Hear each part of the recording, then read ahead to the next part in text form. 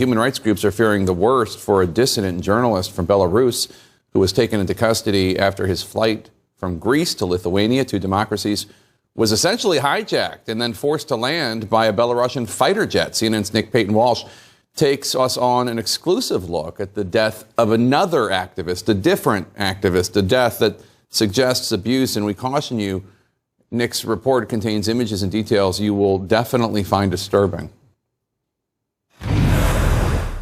Plane hijacking may rage above, but daily abuse in Belarus looks like this. This day's doddering figure is opposition activist Witold Ashuruk, said police. He falls into the toilet, it seems, without anyone touching him in this edited surveillance footage from last week, supplied by the Belarusian authorities, who are eager to show they helped a 50-year-old prisoner. But here, again, they show him bandaged, and he again seems too weak to stand. His relatives say they met Witold healthy just weeks earlier, but they were initially told he died of a cardiac arrest. But here is his body at his funeral Wednesday, his head bandaged. It doesn't look just like natural causes. Outside they gather, the family burying him without being able to get an independent examination. The truth stolen from them, even in death. As a human being, I don't believe that a man's heart just stopped, that he fell and killed himself.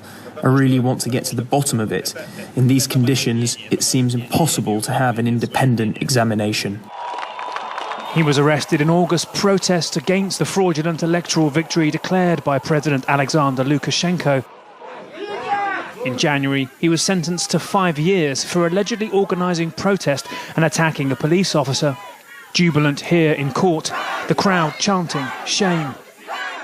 The reaction of the international community. The opposition's leader in exile called for a new stage in the protest movement today, meeting European officials, and earlier expressed her admiration for Ashuruk. I admire his strength of spirit and faith in the correctness of his choice, but I am very hurt by the fact that he paid with his life. Now that we have woken up, it has become our duty to bring the matter to an end. When Roman Protasevich feared for his life for leaving the plane forced down in Minsk, it's perhaps Ashuruk's fate and these scenes from a police station last year that he had in mind. Brutality in custody is commonplace in the aftermath of protests. Demonstrators forced to face the wall, beaten, they said here, and one left motionless on the floor.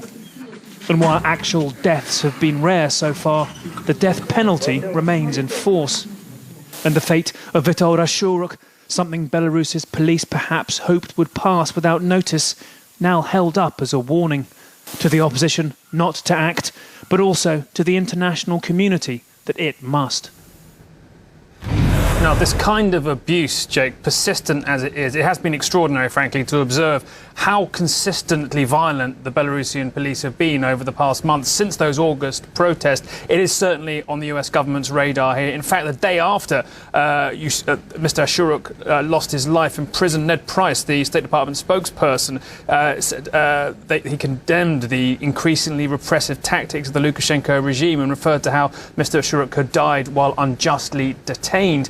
We heard today from President Lukashenko a rambling speech in which he promised, frankly, tougher measures against protests. But the isolation referred to, frankly, as becoming the North Korea of Europe by the opposition leader today, that is just, it seems, going to make the repression worse and probably push Belarus closer economically, certainly at first, to its overbearing eastward neighbour, Russia.